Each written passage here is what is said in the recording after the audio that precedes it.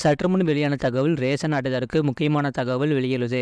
அது என்ன பார்க்க போகிறோம். நீங்கள் நம்ம சேனல் சப்ஸ்கிரைப் பண்ணாமல் இருந்தீங்கன்னா மறக்காமல் லைக் பண்ணிக்கோங்க, சப்ஸ்கிரைப் பண்ணிக்கோங்க. வாங்க வீடியோக்குள்ள போகலாம். தமிழ்நாட்டில் புதிய ரேஷன் கார்டுகள் விநியோகம் செய்யும் பணிகள் தற்போது மும்முரமாக நடந்து வருகிறது.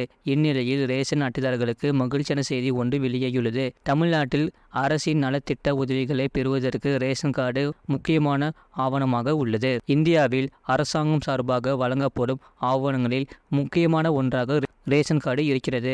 அரசின் பல நலத்திட்ட உதவிகளை பெறுவதற்கும் இந்த ஆவணம் முக்கியமான தேவையாக உள்ளது. ரேஷன் கார்டுகள் மூலமாக அரிசி, கோதுமை, சர்க்கரை, பருப்பு போன்ற அன்றாட உணவுப் பொருட்களை குறைந்த விலையில் மாதம் மாதம் அரசு வழங்கி வருகிறது.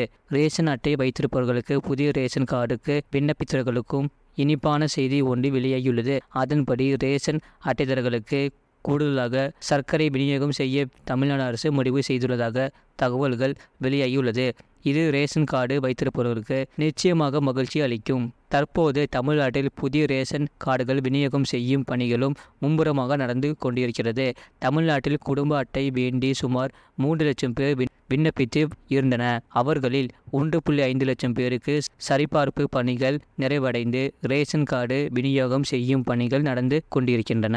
புதிதாக ரேஷன் கார்டு பெறுவதற்கு மொத்தம் 2,89,591 பேர் விண்ணப்பித்துள்ளனர். இவர்களில் இதுவரை 80,050 பேருக்கு புதிய ரேஷன் கார்டுகள் வழங்கப்பட்டுள்ளது.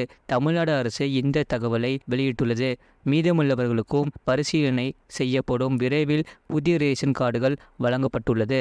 தமிழ்நாடு மகளிர் உரிமை தொகை திட்டத்தை துவங்கியது. இதன் மூலமாக ஒவ்வொரு மாதமும் 1000 ரூபாய் பெண்களுக்கு வழங்கப்பட்டு வருகிறது. இத்திட்டத்தின் பலனை பெறுவதற்கு ரேஷன் கார்டு முக்கிய ஆவணமாக உள்ளது. இதனால் மகளிர் உரிமை தொகை திட்டம் துவங்கிய பிறகு புதிய ரேஷன் கார்டு வட்டி வேண்டி பலர் விண்ணப்பித்து வருவது குறிப்பிடத்தக்கது. இதுபோன்ற செய்திகளை உடனுக்குடன் அறிந்து கொள்ள மறக்காம சேனலை சப்ஸ்கிரைப் செய்யுங்கள். மற்றவர்களுக்கு தெரியப்படுத்த ஷேர் செய்யுங்கள்.